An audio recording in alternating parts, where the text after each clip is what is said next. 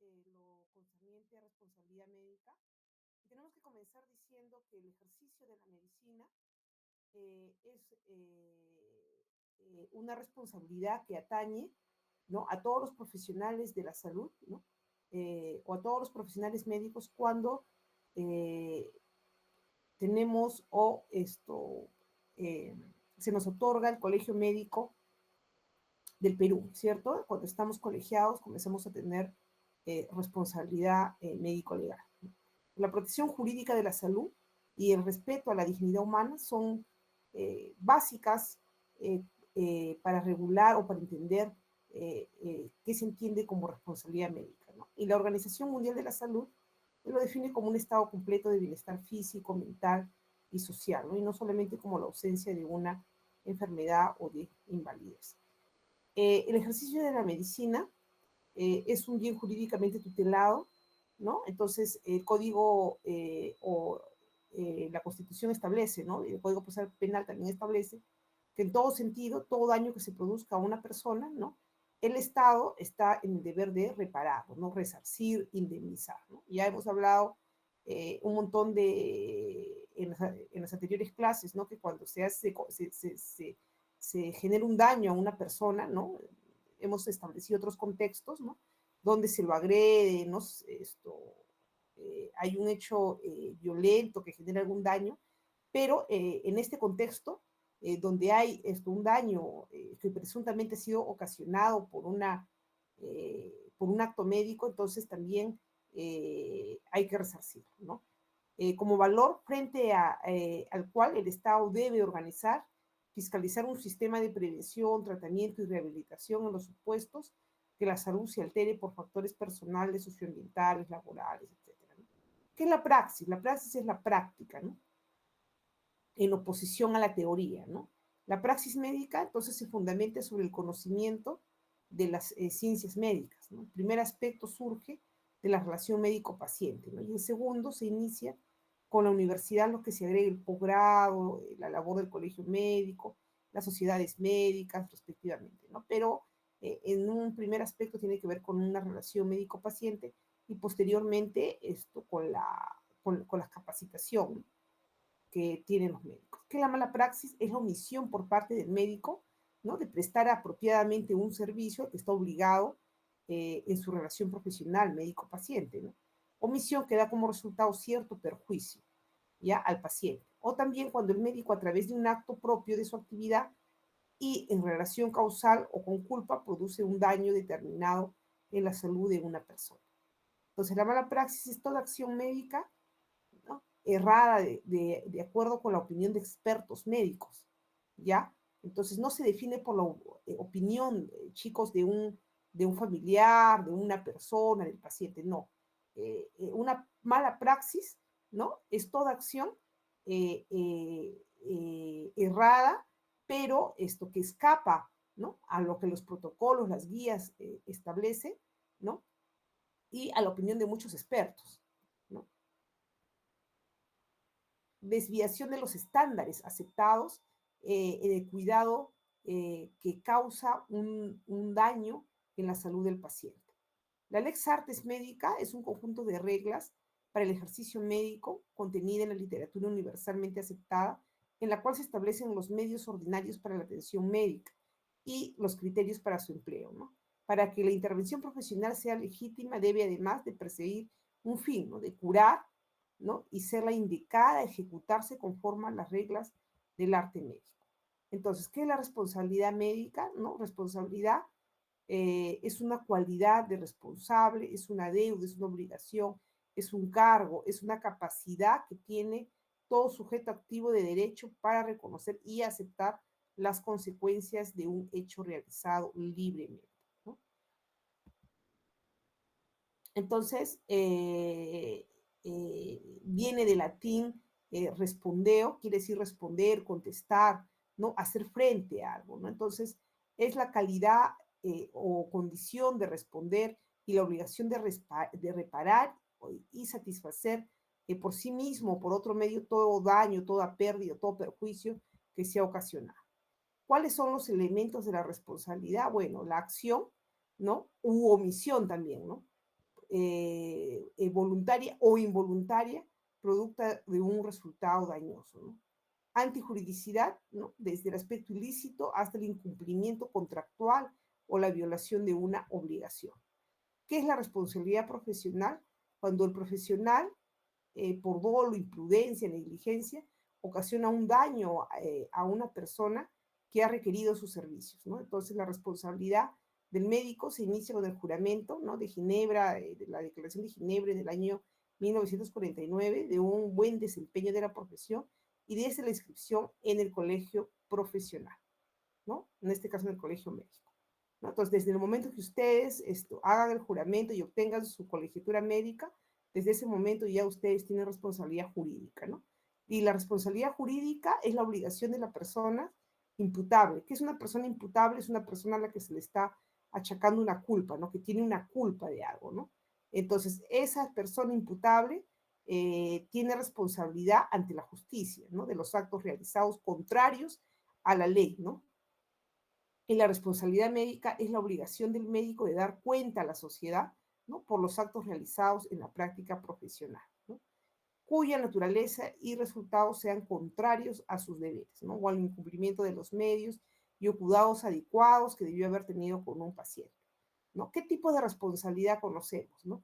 De acuerdo a la responsabilidad, bueno, de acuerdo al fuero, la responsabilidad civil que deriva de la obligación de reparar económicamente los daños ocasionados a la víctima y la responsabilidad penal que surge del interés del Estado y de los particulares interesados en sostener una armonía jurídica y el orden público, por lo que las sanciones o penas son las que impone el Código Penal, ¿no? Prisión, reclusión, multa, inhabilitación. ¿Qué es la culpa? La culpa es un defecto de la conducta debida de la voluntad o del intelecto positivo o negativo, o sea, comisión u omisión para evitar o prever un daño, incumpliéndose obligaciones y deberes preexistentes que causan un daño a otro y que la ley ordena su reparación, ¿no? Dolo, cuando hablamos de dolo, cuando hay una intención deliberada de hacer un daño a un paciente, ¿no? Y esto obviamente pues que no va a ocurrir, ¿no? Porque nunca podría haber una intención deliberada de un médico, ¿no? Salvo que tengamos como ejemplo los abortos clandestinos, ¿no? O un certificado falso, ¿no? Eso es actuar con dolo, ¿no? Porque si el médico está consciente que está haciendo por ejemplo, un aborto, que es un delito, ¿no? En nuestro país.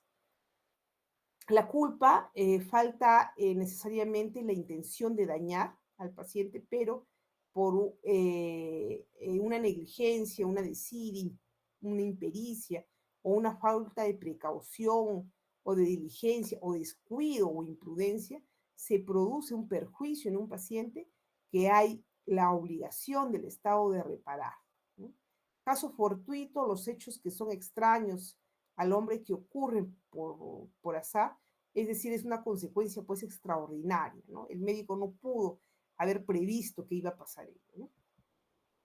Entonces, la responsabilidad profesional de los médicos puede ser por casos fortuitos que son imprevisibles, no descritos, excepcionales, no deseados, por culpa, ¿no?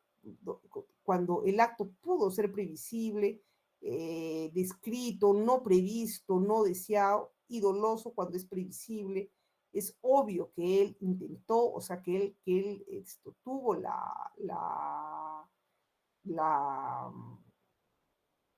la capacidad, ¿no? Y de poder cometer este acto, fue algo previsto, fue algo deseado.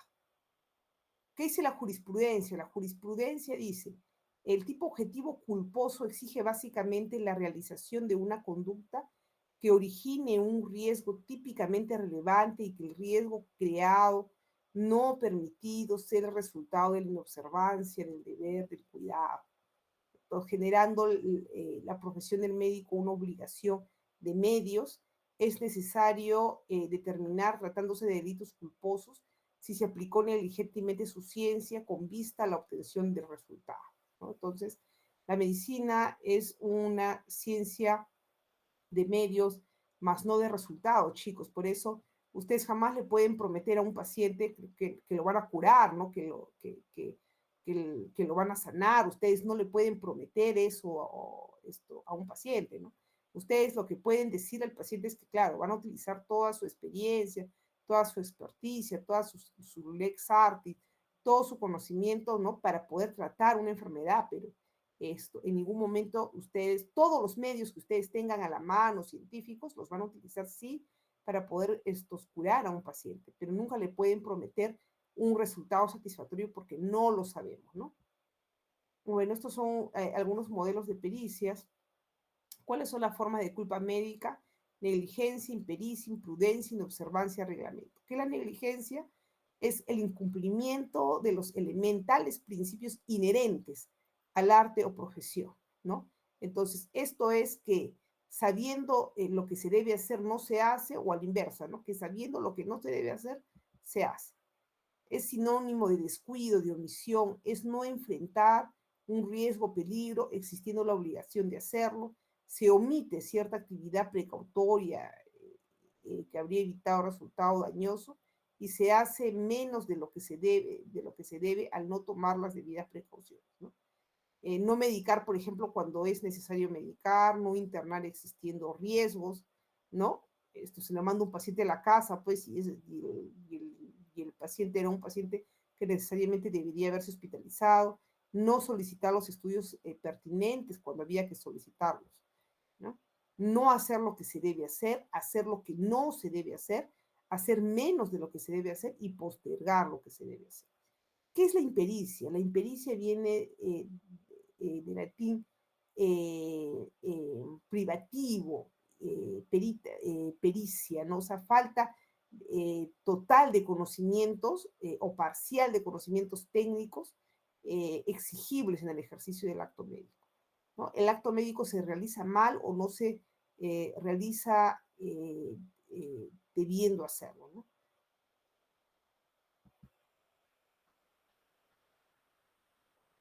De origen es cuando nunca se aprendió, ¿no? O sea, por ejemplo, me meto a hacer una cesárea, pero yo no soy ginecólogo, o sea, nunca aprendí las técnicas, ¿no? De repente para hacer una cesárea. De olvido, de repente ya pues mucho tiempo, me he dedicado a la parte administrativa y ya me he olvidado pues de la técnica quirúrgica, ¿no? Entonces aprendí algo, se aplicó, pero luego tantos años que no ejerzo la ginecología, bueno, me olvidé, ¿no? Y de práctica es cuando solo se sabe la teoría. ¿No? ¿Qué es la imprudencia? La imprudencia es la realización de un acto con ligereza, sin adoptar las adecuadas precauciones. Es enfrentar un riesgo, un peligro sin necesidad, ¿no? El sujeto obra precipitadamente sin prever las consecuencias en las que podría desembocar el obrar de manera irreflexiva, ¿no? Se hace más de lo que se debe sobre medicación o sobre dosificación. ¿Qué son las inobservancias de las reglas? Se entiende el no acatar o conducirse con apego a lo establecido en las normas o en las reglas de la legislación vigente, ¿no? Puede incurrir sin observancia de reglamento durante el ejercicio profesional, independientemente de practicarse buena o mala práctica médica, cuya presencia coloca al médico en una falta de índole administrativa, ¿no? Y en otras en materia penal o civil. Pero ciertamente cuando existe una mala práctica, suele concurrir dicha inobservancia, ¿no? Ejemplos, ¿no? Por ejemplo, no notificar al Ministerio Público, ¿no? De los casos presumiblemente vinculados con comisión de hechos ilícitos, ¿no? Ya ustedes saben que tienen un paciente con una herida por proyectil de arma de fuego, ¿no? Ustedes saben que tienen que comunicar al Ministerio Público o a la policía, ¿no? Entonces, una inobservancia sería no hacerlo, ¿no? O, por ejemplo, no notificar a la autoridad sanitaria de los casos de enfermedades transmisibles, ¿no? Por ejemplo, tuberculosis, ¿no? Ustedes saben que tuberculosis es una enfermedad de notificación obligatoria, ¿no? Otra forma de inobservancia es no elaborar el expediente clínico, ¿no? De conformidad con lo establecido en la legislación sanitaria, no recabar la carta de consentimiento informado, ¿no? Impericia, entonces, este es un ejemplo, ¿no? De semáforo. Por ejemplo, impericia, por ejemplo, cuando estamos manejando, no sé manejar, ¿no? Y me meto a manejar un auto, ¿no? Es sumamente peligroso. imprudencia, ¿no? Cuando excedo la velocidad, estoy manejando de manera imprudente porque estoy pasándome los límites de velocidad. Negligencia, si es que manejo ebrio, ¿no? Inobservancia, si no respeto los semáforos, ¿no? Entonces, la causalidad. Para ser incriminado judicialmente debe existir una relación causa-efecto, ¿no? O sea, lo que el médico o el acto médico, ¿no? Tiene que tener relación directa con el efecto que debe ser un daño, ¿no? Traducido en un daño o en el peor de los casos la muerte del paciente, ¿no? Debe ser directa, próxima y principal del resultado, ¿no? El médico no quiere la consecuencia dañosa, pero sí quiere obrar imprudentemente o con negligencia. Ejemplos, ¿no? Realizar actos positivos o negativos que provoquen un daño, la omisión o no aplicación del tratamiento adecuado que priva al enfermo de su posibilidad de curación, ¿no? La falta de rapidez en una intervención quirúrgica médica, ¿no? Por ejemplo, no operar por no haber hecho un depósito de garantía, ¿no? Por ejemplo, no sé, en alguna entidad prestadora de salud. Entonces, en la causalidad no hay delitos si el daño o la muerte se producen por culpa de la propia víctima o de terceros, ¿no? Por ejemplo, si yo a un paciente le digo que tiene que quedarse hospitalizado, pero el paciente pues insiste en irse y firma su consentimiento informado y se muere en casa, bueno, ya no es culpa del médico, ¿no? Porque el médico le explicó, ¿no? Que debía, ¿no? Por su condición, ser atendido en un centro de salud, ¿no? Y el paciente, por propia culpa, ¿no? O sea, por su propia decisión, entonces esto fallece, ¿no? Por no seguir las recomendaciones del médico. Donde se han adoptado todas las precauciones, no se puede reprochar penalmente negligencia, no obstante el resultado dañoso, ¿no? ¿Qué es la iatrogenia? Es el daño en el cuerpo o en la salud del paciente causada por el médico a través de sus acciones profesionales, ¿no? Sus diagnósticos, ¿no? Su terapéutica, etcétera, y que este daño, ¿no? O resultado indeseado no le es imputable jurídicamente, ¿no? Es decir, la iatrogenia es el resultado nocivo que no deriva de la voluntad o culpa del médico en la producción del daño, sino es producto de un hecho imprevisto, ¿no? Imprevisible, ¿no? Que escapa toda la posibilidad de ser evitado por los medios habituales o normales de cuidado individual o colectivo, ¿no? Eso es la iatrogenia. ¿Cuáles son los ejemplos de iatrogenia? Daño por un medicamento no considerado inofensivo. En realidad todos los medicamentos pueden ocasionar algún tipo de daño, ¿no? Pero hay pues casos rarísimos, ¿no? Que hasta el ibuprofeno genera un daño, ¿no? Una úlcera duodenal aguda generada por la administración de dosis altas de corticoides, ¿no? Siendo el tratamiento sumamente necesario para un paciente, por ejemplo, con una artritis reumatoide severa, ¿no? La incompetencia cervical uterina en los casos de conización, por ejemplo, los casos de cáncer uterino, ¿no? Probablemente sea una de las consecuencias de la conización, ¿no? Y la formación de queloides, ¿no? Las cicatrices, pues hemos dicho, ¿no?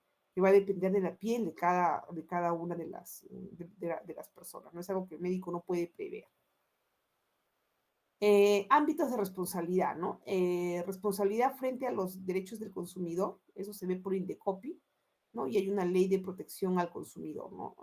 Los proveedores están obligados a cumplir con las normas de seguridad y calidad de un servicio, ¿no? Y son responsables además de la idoneidad, de la calidad del servicio, ¿no? Esa es la ley de protección del consumidor, ¿no?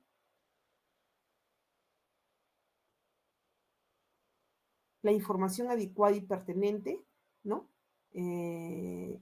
Pertinente y permanente, ¿no? Es un derecho según la 26842, que es la Ley General de Salud, y en su artículo 15 dice que toda persona usuaria de los servicios de salud tiene derecho, ¿no?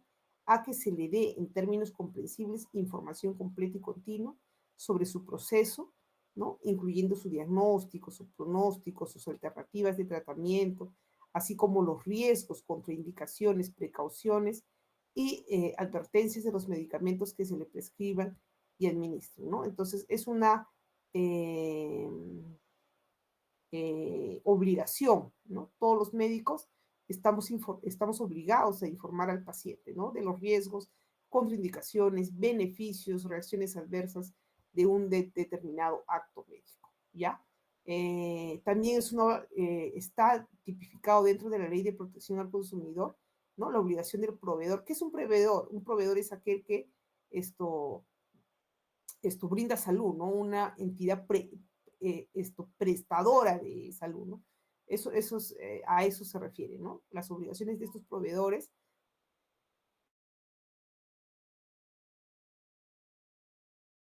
visible deberá advertirse al consumidor de dicho riesgo, ¿no? La realización de documentos, bueno, la historia clínica está en la Ley General de Salud en el artículo 29. El acto médico debe estar sustentado en una historia clínica veraz y suficiente, ¿no? Que contenga las prácticas y procedimientos aplicados. Eso está en el artículo 29 de la Ley General de Salud. Es una obligación legal el consentimiento informado. También está en el artículo 4, ¿no? De la Ley General de Salud. Se exceptúa solamente los casos de emergencia, chicos, ojo, si llega un paciente pues chocado, ¿no? O un niño chocado, se supone, por emergencia, ahí prevalece esto, emergencia, ¿no? Entonces, en esos casos sí estamos exceptuados de este consentimiento informado, ¿no? La negativa a recibir tratamiento médico quirúrgico exime de responsabilidad al médico tratante y al establecimiento de salud en su caso, ¿no? Es un derecho, toda persona usuaria de los servicios de salud tiene derecho a que se le comunique, ¿no? Todo lo necesario para que pueda dar su consentimiento informado o negarse a dar dicho consentimiento, ¿no? Es un derecho retractable, sí, ¿no? Por eso el paciente de repente en este momento se niega, ¿no? Pero después es convencido por la familia y el paciente puede retratarse de ese consentimiento dado, ¿no? En cualquier momento. ¿Qué más? En el artículo 36 dice que los profesionales, técnicos, auxiliares del campo de la salud son responsables por los daños y prejuicios que ocasionen al paciente por el ejercicio negligente, imprudente e impedito de sus actividades, ¿no? Imprudencia, ya hemos dicho, falta de precaución, impericia, incapacidad profesional o técnica, ¿no? Hice algo y no conocí el procedimiento, y negligencia es obrar con descuido o con abandono, ¿no? En el artículo 4 dice que la negativa a recibir tratamiento médico quirúrgico exime de responsabilidad, ¿no? Al médico tratante y al centro de salud. En el artículo 1762 de la responsabilidad por prestación de servicios profesionales, ¿no? En el Código Civil dice, si la prestación del servicio implica la solución de asuntos profesionales o de problemas técnicos de especial dificultad, el prestador de servicio no responde por los daños y perjuicios, sino en caso de dolo o culpa inexcusable, ¿no? Entonces, esto se ha calificado como una atenuación injustificada de la responsabilidad profesional. Sin embargo, en su sentido restrictivo, se refiere a la falta de experiencia general y no individual del profesional. Muy bien, y acá partimos con la última. Chicos, rapidito, pero estamos todos cansados. ¿Cómo es esto de la legislación y el acto médico, no? Antes, ¿no? Cuando nos enseñaban, cuando hace ya muchos años, los famosos maestros, ¿no? Que dicen, ¿no? Los maestros. Muchos de ellos, pues, enseñaban o decían, ¿no? Que la medicina es un arte, ¿no? Un arte que se basaba en la experticia, ¿no? En la experiencia que tenían los maestros, ¿no? Eso decían antes, ¿no? En la práctica, ¿no? Que ellos tenían más práctica en determinado ramo y por lo tanto eso les daba pues la experticia necesaria, ¿no? Entonces, creencias no corroboradas, ¿no? Y sesgos, muy limitado, ¿no? Eh, Ahora, ¿qué se sabe, no? Ahora se sabe, ¿no? O se acepta como ciencia, ¿no? Aquello que se pueda corroborar, ¿no? Aquello que pueda ser reproducible, aquello que se base en el método científico, ¿no? Y eso qué es, ¿no? En investigación decimos, ¿no? Lo que está basado en evidencias, ¿no? Ahora hablamos de eso, ¿no? ¿Qué es actualmente lo cierto? ¿Qué es lo que la ciencia actualmente acepta como cierto? Aquello que está basado en evidencias, ¿no? Entonces, no todas las evidencias tienen el mismo valor, ¿no? ¿Qué es lo que menos valor tiene en la ciencia, que puede ser aceptado como cierto? ¿No? Por ejemplo, la opinión de expertos, ¿no? Eso es lo que les decía, ¿no? Los maestros, ¿no? Los que decían, bueno, pues yo llevo años trabajando y según mi experiencia, dicen, ¿no? Entonces, la opinión de expertos es lo que menos valor tiene como evidencia científica, ¿no? Posteriormente, los paneles de expertos, ¿no? Los consensos, ¿no? Seguidamente, los estudios observacionales, ¿no? No hay intervención del investigador. Y lo más aceptado, ¿no? Como cierto, ¿no? Como evidencia científica son los ensayos controlados, ¿no? Aleatorios, ¿no? Que sí disminuyen ciertos sesgos y no aleatorios, ¿no? Eso es lo que actualmente tiene, digamos, un rigor más científico, se acerca más a lo cierto, ¿no? La jurisprudencia dice, ¿no? Que es pertinente apuntar que en la comunidad médica existen lineamientos de prácticas clínicas que establecen las pautas para un diagnóstico y tratamiento de las patologías conforme a los cuales el personal médico desarrolla su tarea. Estos lineamientos están diseñados regularmente con base en la mejor información científica disponible para aplicarla en la práctica clínica, ¿no? Entonces, en ese sentido, las guías de práctica clínica utilizan el enfoque de medicina basada en evidencias, ¿no? Entonces, se supone, chicos, que las guías, ¿no? Que se maneja en los establecimientos de salud, ¿no? Son guías porque está basada en evidencias actuales, ¿no? Por eso las guías deben actualizarse, ¿no? Consistente en la utilización consciente, explícita o juiciosa de la mejor evidencia clínica disponible para tomar decisiones sobre el cuidado de los pacientes individuales, ¿no? Entonces, en otras palabras, lo que nos está diciendo la jurisprudencia es que, ¿no? Los médicos debemos apuntar a eso, ¿no? A lo que en la medicina actualmente se conoce como cierto, ¿no? Y esto, ¿qué es lo que se conoce como cierto? Ahorita, lo que es medicina basado en evidencias, ¿no? Los metaanálisis, por ejemplo, ¿no? Muy bien.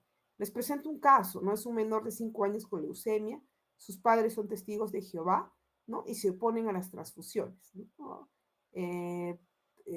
A los tratamientos subsecuentes, ¿no? ¿Cuál sería el escenario ideal, no? Un escenario ideal sería una decisión concreta, ¿no? En el que hay que seguir transfundiendo sangre. Ese es un escenario eh, ideal, ¿no es cierto? Entonces, ¿qué criterio se utiliza en este tipo de casos, ¿no? Porque de esto van a tener ustedes mucho, ¿no? Cuando, sobre todo, la tutela de un niño, ¿no? Depende de la decisión, pues, del apoderado, ¿no? De los padres, ¿no? En este caso, ¿no? En este ejemplo, el niño necesitaba recibir estas transfusiones de sangre. Entonces, ¿qué dijo la jurisprudencia? ¿No? En este caso, ¿cuál fue el fallo de la Corte? ¿No? La Corte dijo que entiéndase que el tratamiento médico idóneo, ¿no? En este caso para salvar la vida, es aquel que ya ha sido acreditado por la comunidad médica, o sea, el que ya tiene ya un respaldo científico, ¿no? O sea, se ha demostrado a través de la ciencia que es el necesario, ¿no? Como el procedimiento más efectivo para tratar determinada condición letal, ¿no? Entonces, en esta medida se trata de una intervención médica que no presenta una disputa científica sustancial sobre su eficacia y confiabilidad, ¿no? O sea, no hay duda, ¿no? De que la transfusión de sangre, ¿no? Según todos los estudios, toda la ciencia actual, todos los metaanálisis, toda la medicina basada en evidencias, dice pues que para el tratamiento de la leucemia hay que hacer transfusiones, ¿no? Ahora, ¿cuál es el cuidado? La obligatoriedad para los médicos, ¿no? De estar actualizados, ¿no? Y siempre actuar con medicina basada en evidencias, ¿no? No hay una lex artis ahora para toda, pues, la complejidad de cada uno de los pacientes que acudan a nosotros, ¿no? Porque todo paciente en realidad pues es único, ¿no? Tiene muchos factores, ¿no? Que podrían influir en la decisión que un médico tome, ¿no? Entonces, la fiabilidad de un criterio, ¿no? eh, es necesario para poder aplicarla en un caso concreto, ¿no? A lo que se refiere es de que nosotros como médicos tenemos que tener un criterio. Si bien es cierto, existen las guías, ¿no? Que deben ser actualizadas, ¿no? Y debe estar basada en la última evidencia científica, ¿no? Es una guía, es eso, ¿no? O sea, que nos permite seguir esto a lo más común, pero no siempre va a ser así, ¿no? Van a haber casos excepcionales en que vamos a tener que utilizar un criterio médico lo más pegado, ¿no? Al criterio que podría tener la gran mayoría de colegas en ese caso. ¿Dónde encontramos esta lex? ¿Dónde encontramos esta lex artis? Bueno, y ustedes tienen que buscarlas en estos, pues, ¿no? Justamente en las últimas publicaciones científicas que hay, ¿no? Por eso, a lo largo del curso hemos tratado de desarrollar, ¿no? En los seminarios, artículos, les he tratado de mostrar algunos artículos y en eso ustedes, chicos, siempre van a basar el argumento para un acto médico, ¿no? Cuando alguien quiera cuestionar a los chicos sobre algún tipo de acto médico, ¿no? Ustedes siempre vayan a lo que la ciencia dice, ¿no? Entonces, ¿qué es lo que la ciencia ahora reconoce como cierto, ¿no? Y ustedes han aplicado ello, ¿no? Entonces, van a tener todas las herramientas para ustedes poder defenderse, ¿no? Se publica una cantidad ingente de información y además es cambiante, ¿no? O sea, siempre hay que estar actualizado, ¿no? Y hay que saber dónde buscar esa información, ¿no? En buscadores que sean, pues, estos reconocidos, ¿no? Como los que están ustedes visualizando. Entonces ya hemos dicho esto, ¿no? Que la responsabilidad médica es la expresión que se refiere a la responsabilidad en general del médico en el ejercicio de la profesión, ¿no? Ahora hay responsabilidad también en los diferentes ámbitos, ética, administrativa, civil y penal, ¿no? La responsabilidad frente al consumidor, ya lo hemos dicho en Indecopy, ¿no? Hay que tener un trato cálido con el paciente, dedicar un tiempo necesario, un respeto a sus derechos, ¿no? Clasificación, perdón, la calificación del médico debe ser acorde, ¿no? Y la información adecuada y permanente, ¿no? Entonces es un derecho, ¿no? Toda persona tiene derecho a a que se le informe y a tener un consentimiento informado, ¿no? Esto ya lo hemos visto, la obligación de los proveedores, la historia clínica que debe ser veraz, una historia clínica preanestésica, ¿no? Un derecho, el que se le comunique, ¿no? El consentimiento informado con palabras, que el paciente puede entender, puede retratarse en cualquier momento, los tipos de,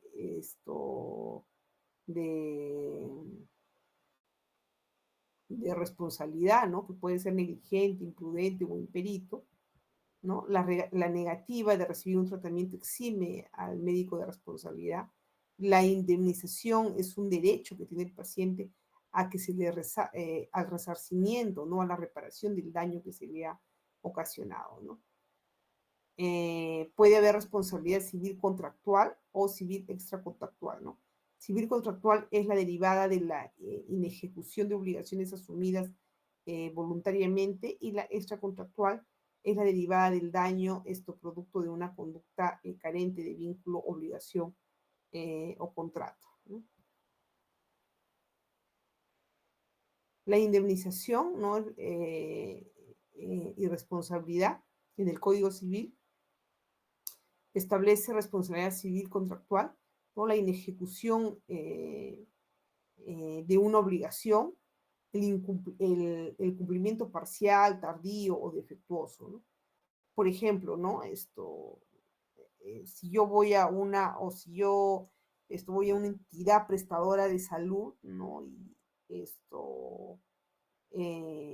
me tocaba, qué sé yo, ¿no? Hacerme un examen de tamizaje, ¿no? Para cáncer, porque todas las mujeres mayores de 40 años pues deben hacerse un despistaje de cáncer de seno o de mama, ¿no? Y y esta entidad, que es una entidad oncológica, no lo hace, pues está actuando de manera incumpliendo, ¿no? El protocolo de tamizaje para el cáncer más frecuente que hay en las mujeres, ¿no? O uno de los más frecuentes, ¿no? Luego del cáncer de cuello uterino. En el artículo 1321 queda sujeto a la indemnización de daños y perjuicios quien no ejecuta sus obligaciones por dolo, culpa inexcusable o culpa leve, ¿no? El resarcimiento por la inejecución de la obligación o por su incumplimiento parcial, tardío o defectuoso, comprende tanto el daño emergente como el lucro cesante, en cuanto sea consecuencia inmediata y directa de tal inejecución. Habla también de esto del Código Civil, ¿no? Procede con dolo quien deliberadamente no ejecuta una obligación, culpa inexcusable quien por negligencia grave no ejecuta la obligación y culpa leve quien omite aquella diligencia ordinaria exigida por naturaleza de la obligación, ¿no?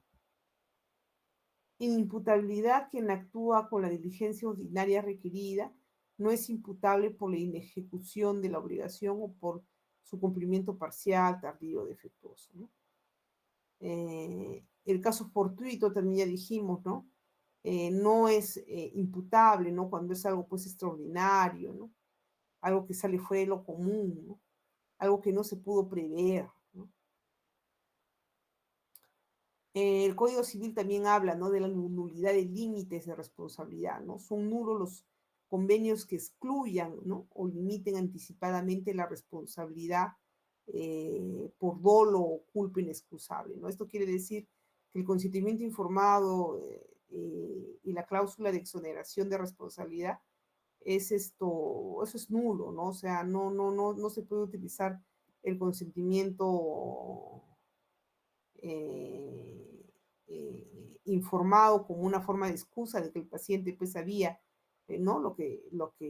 Los riesgos que corría frente a determinado procedimiento, ¿no?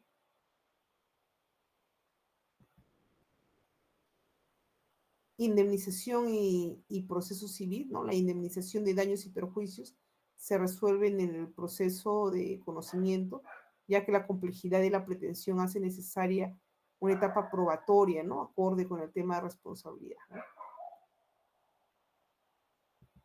Muy bien, chicos. Esto quería indicarles, entonces mañana nos vemos en la práctica, ¿listo?